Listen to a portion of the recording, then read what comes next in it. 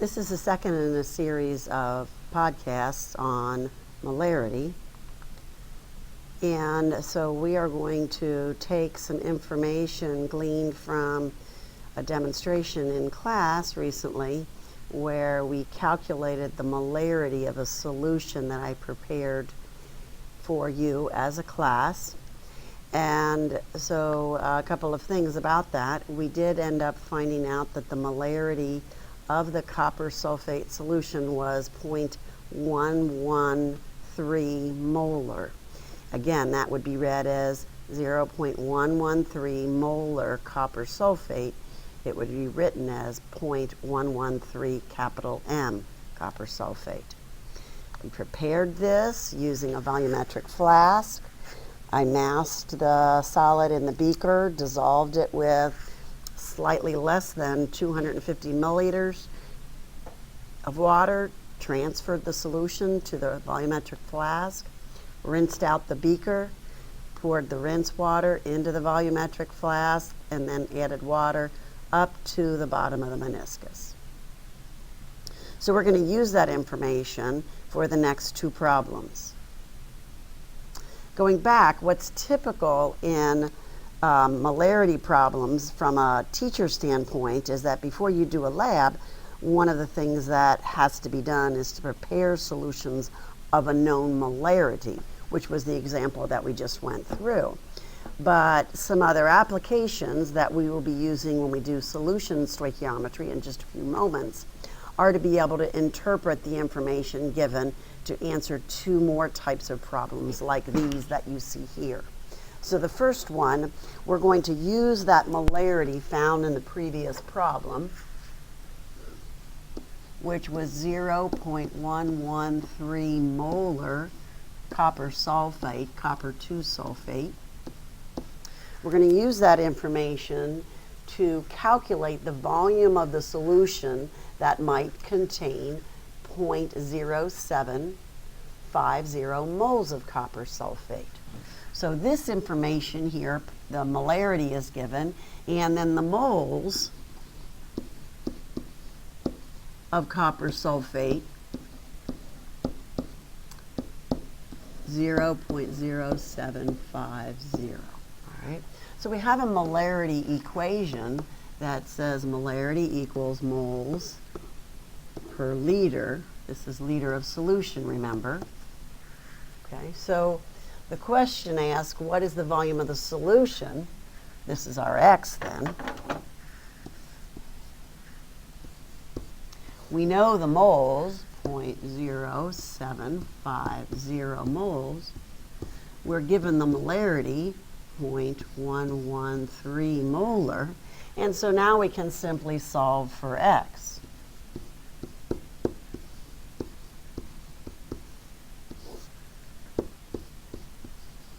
Solving for X gives a value of 0.66.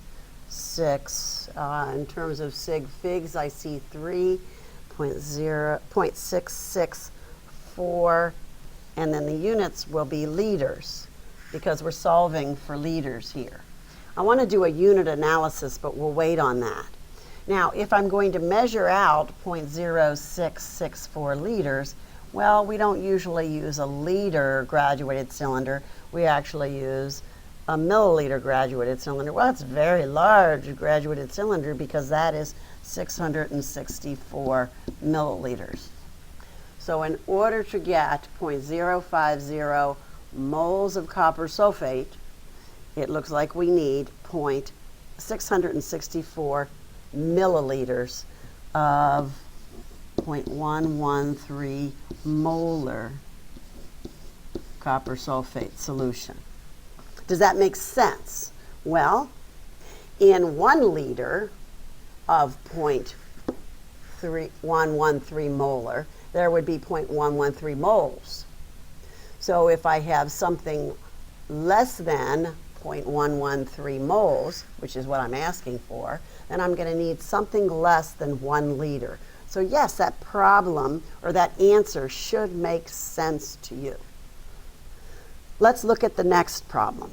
So in this problem, the question isn't what is the volume. The question is, how many moles of copper sulfate are in 25 milliliters of solution? So again, remember, molarity means moles per liter.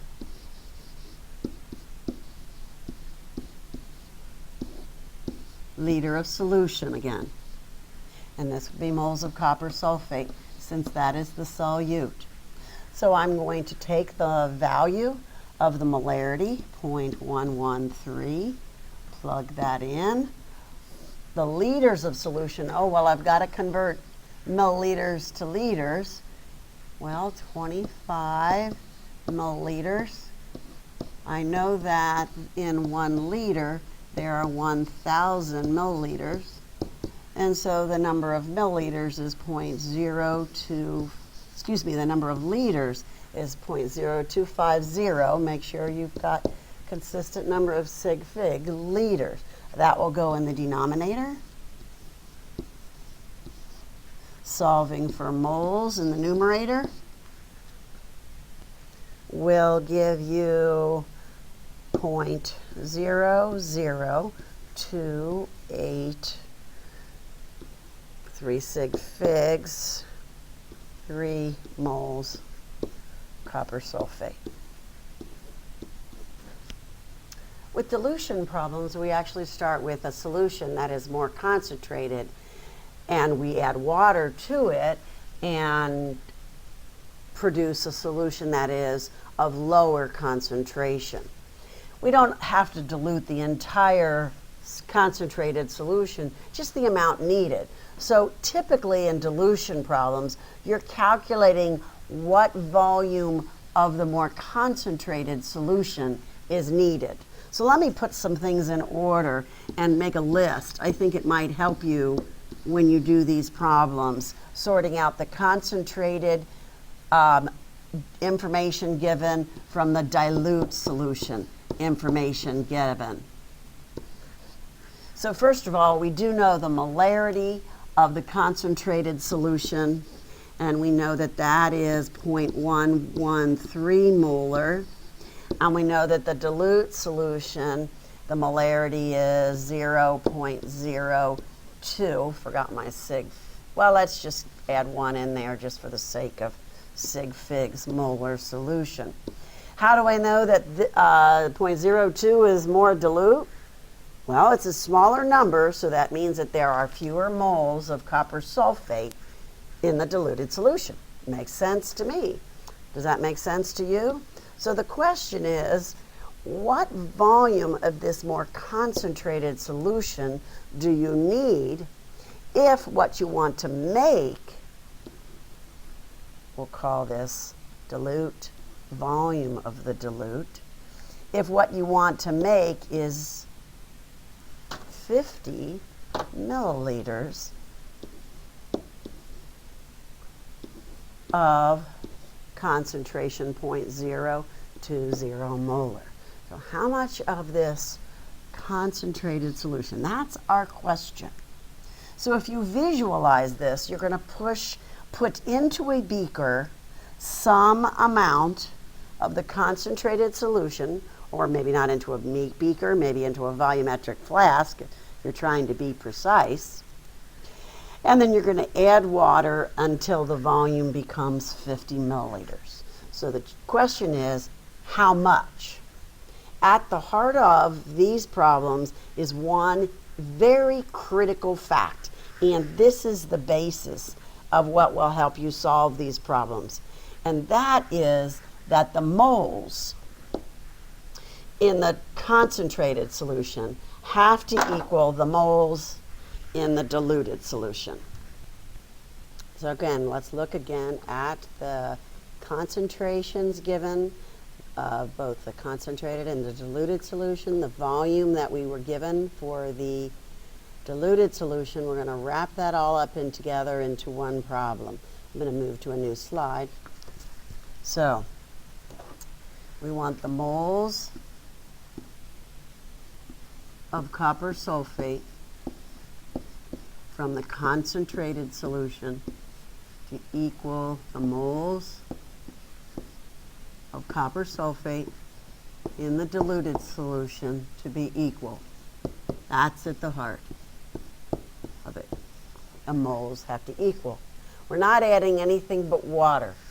Well, if we do a little bit of mathematical analysis of molarity, which equals moles over liter, we're going to solve for moles. So that gives us moles equals molarity times liters, volume in liters. So let's simplify the solution in the following way. We can simply say that the molarity of the concentrated solution times the volume of the concentrated solution, those two values when multiplied together give us moles, must equal the molarity of the diluted solution times the volume of the diluted solution. And now it's fairly simple. We just plug in the values that were given and solve for the unknown. The concentrated solution has a molarity of 0.113 molar. We're going to multiply that by the volume of the concentrated solution. Well, that's our unknown, so we're going to let that equal X. Set that equal to the molarity of the desired diluted solution, which is 0.0200 molar, and multiply that by the volume of the solution that we're preparing. In this case, that's 50 milliliters. Do the math, that brings you to 0.05000 liters. Pause for a moment, calculate the value of X. Calculating X, I get a value of 0.00885. The units will be liters, and if I convert that into milliliters, that'll be 8.85 milliliters. So to make only 50 milliliters of 0.02 molar, I just need a little bit, 8.8 milliliters of the 0.113 molar copper sulfate solution. So let's take it to the next step. Let's take a solution of a substance by the name of potassium permanganate, and we're going to start with 500 milliliters of this solution. Let's give it the appropriate number of sig figs. We're going to start with 0.25 molar potassium permanganate, and we're starting with a volume equal to 500 milliliters. So here's your challenge. See if you can figure this out. If I go through a series of 3 steps where I take out of the first solution 10 milliliters of 0.25 molar potassium permanganate, I put it into the second volumetric flask, I add water until the volume comes up to 500 milliliters, I shake it up, and then out of that resulting solution, I take 4.00 milliliters, put it into the next flask, which is only 250 milliliters, large, dilute that one up to volume, and then finally take 25 milliliters of the last solution and dilute it up to 100 milliliters. See if you understand this concept well enough to actually calculate the final concentration of the most diluted solution.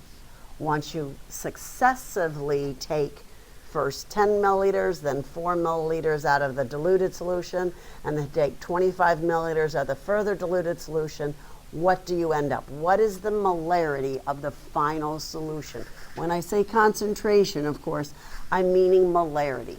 So that is the ultimate challenge. Can you go through that? Do the work, do it on loose leaf, bring it into class, with your name on it. We'll see how you do. Have a good night.